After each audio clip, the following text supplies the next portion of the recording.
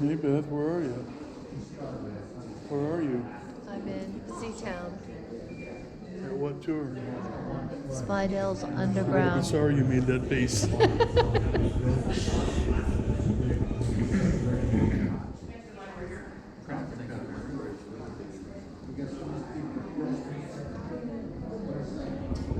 Under Chicago.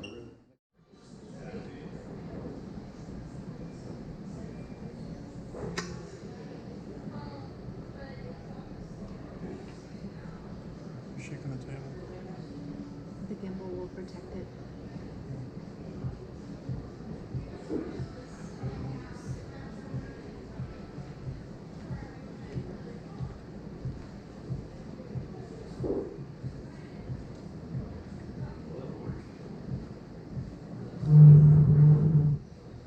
You're coming into view.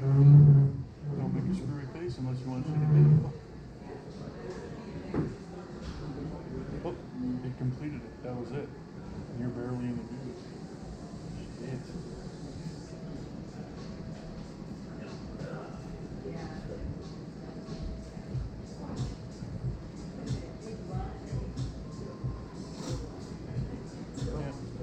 I jumped the shark. I said something too quick. It's not working. You jinxed yourself.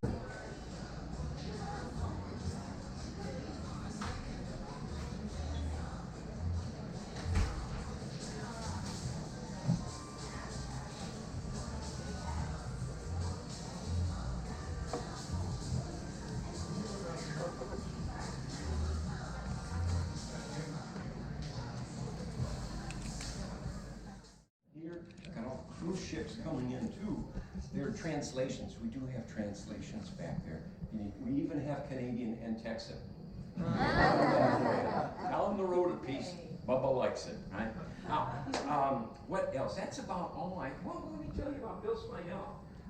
The first tour he gave back in 1965. 54 years ago, it was Memorial Day. Put a little ad in the newspaper, thought maybe 50 people would show up. Over 500 people showed up. We were fascinated with the Seattle Underground. It was condemned back in 1907 because of rats and bubonic plague. That's a good reason to condemn your underground.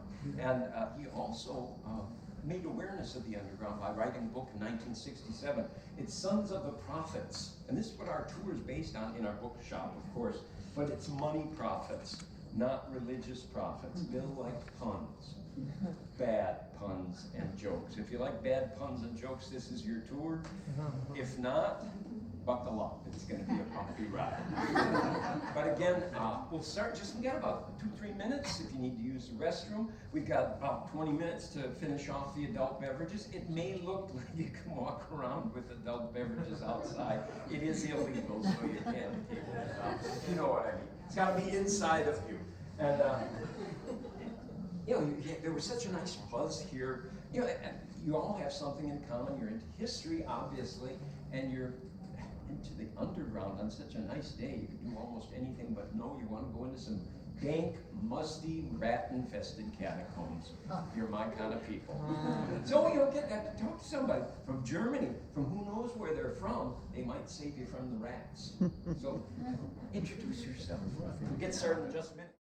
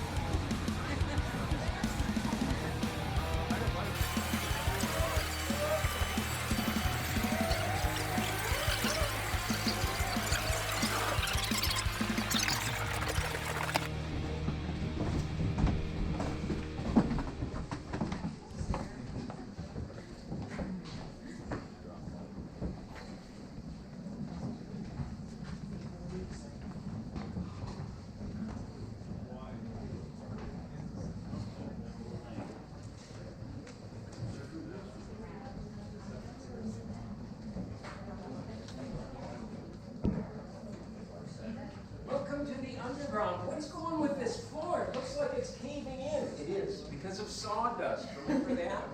Up to 1/8 of an inch a year, still sinking.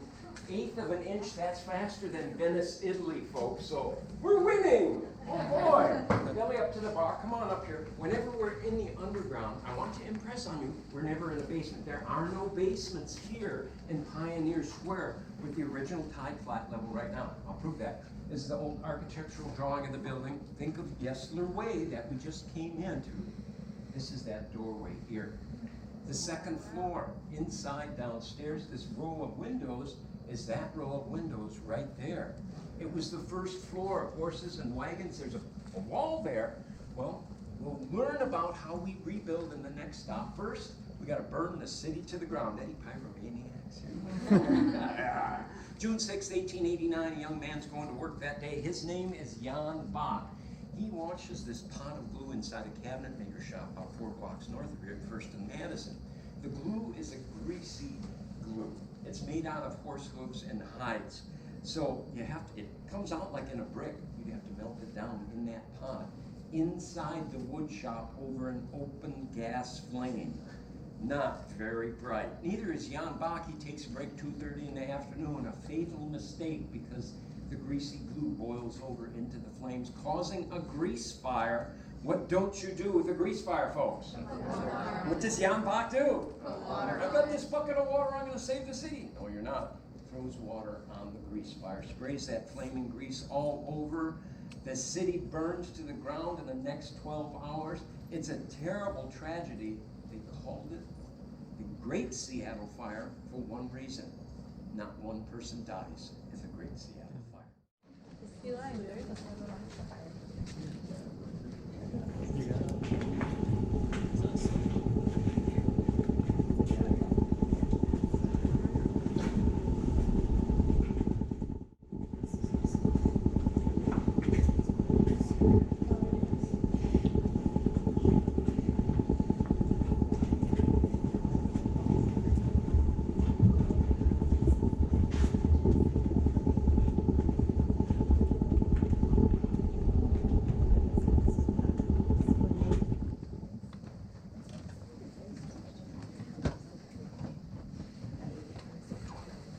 Eddie, tiebacks.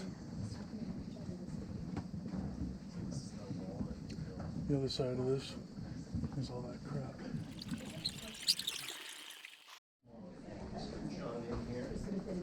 There we go. Wonderful. It's a miracle. Nobody dies in the Great Seattle Fire. Now there's some geographical features here in the Pacific Northwest, in Seattle specifically, that are causing some problem.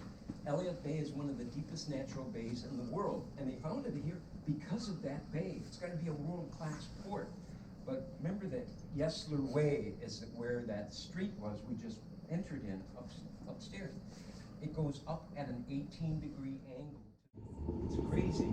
That's what we do. That's why I like this drawing. It's a cross-section, so stick with me. The visuals help. Here's where we are on the tide flat level. Street right in the middle. Building on one side of the street, another building over here. The city builds walls all the way around each block, kind of like a moat. We're in that moat. That's the wall. It's the building. It's the original sidewalk.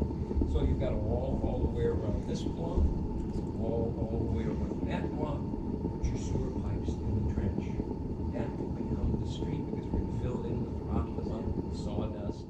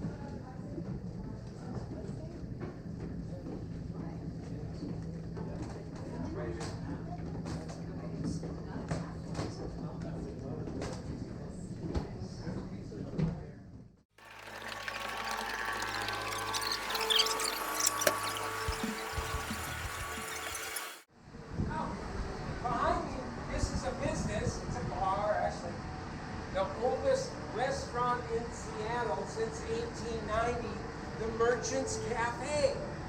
They have a bar in their underground. There's some skylights out front. It's known to be haunted, the most haunted place in Seattle. Many spirits haunt that bar.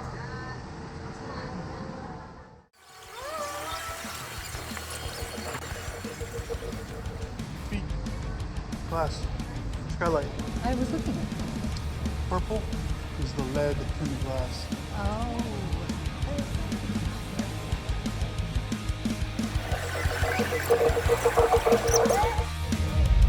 In the concrete, there are two skylights. We'll be walking over them and we'll be beneath them in about 15, 20 minutes. Ah, let's head this way.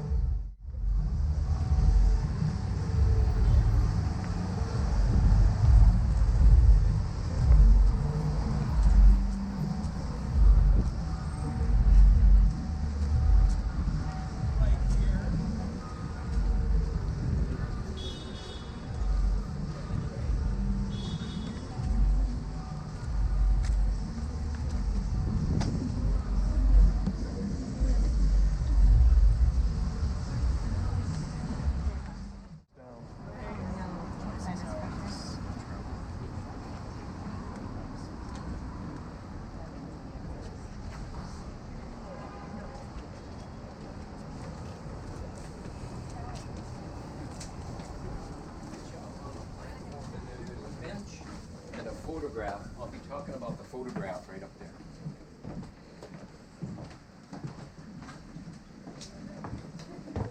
No bridge. Call that the coconut scraper. Yeah.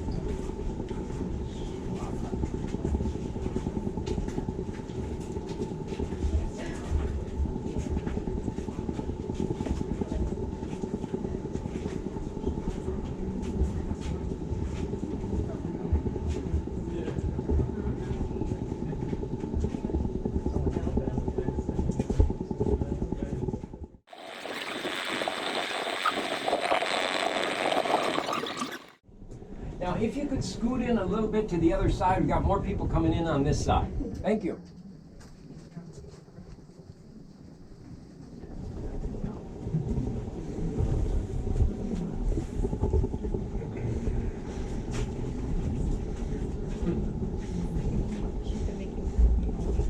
Seattleites have not taken the tour, of course. Your hometown, you never do that kind of stuff. They're walking around over these every day and they have no idea without them. Now, we're the only ones in the underground now. If you like, you'll remember that first room we were in, so large. Later today, that will be filled to capacity. Aren't you glad you're taking the tour now? See, told you I can to turn the bed. lights out if you like. You can see what it looks like with natural lighting. Yeah. Okay? Sure. See you later. Oh yeah. Well, it's a cloudy day, but they still let a lot of light in. They were clearer back then, almost crystal clear, because they'd use chemicals to keep it from oxidizing. It was dark green or brown if they didn't take care of it. Manganese is the chemical. Now, unfortunately, when it's exposed, or fortunately, depending on how you look at it, it's exposed to the sun every day. The ultraviolet rays of the sun interact with the chemical, slowly turning the glass purple. That's 120 years worth of turning purple. It's a beautiful mistake. Now, people are up there wandering around. We've got the cafe d'art here. There's some people sitting there, people walking over. Let's yell for help on the count of 3. 1, 2, 3. Help! Again, 1, 2, 3. Help! They don't care. Probably Mariners fans.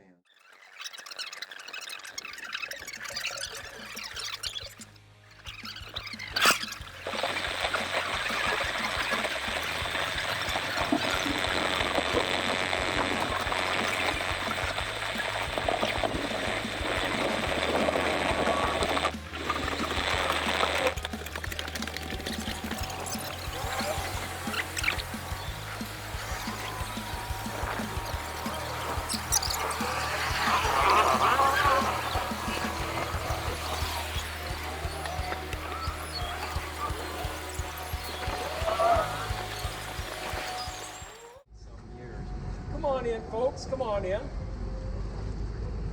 I like pointing out some more geographical markers. Come on in here. The tall white building.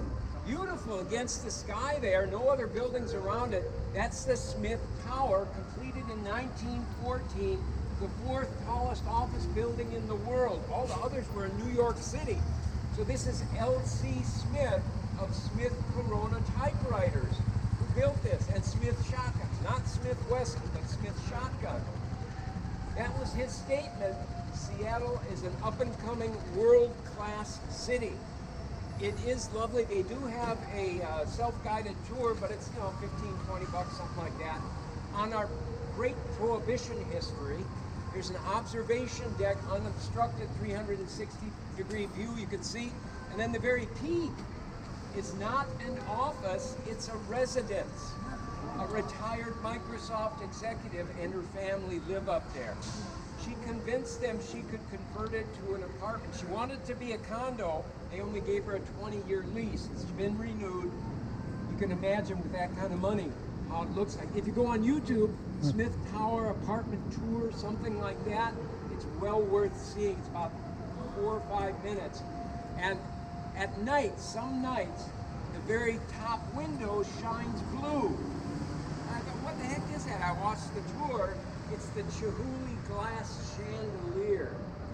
It's like 20 feet tall in the top. It's gorgeous.